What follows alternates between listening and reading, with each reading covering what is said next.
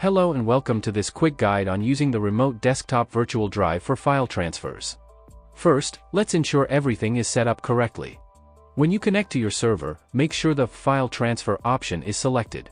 This is crucial for enabling file uploads and downloads through the virtual drive.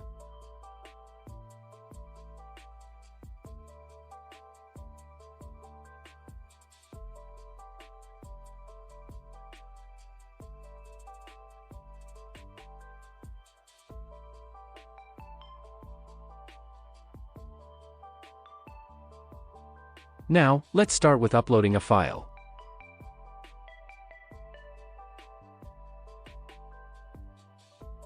The file will then be uploaded to the server.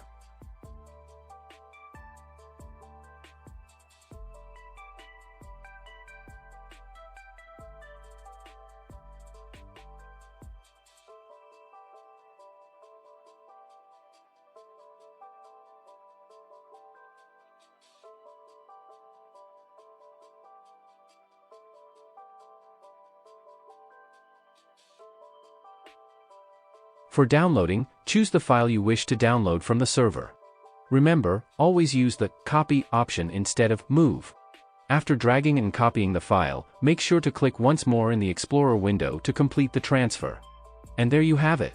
A simple and efficient way to manage your files using the remote desktop virtual drive.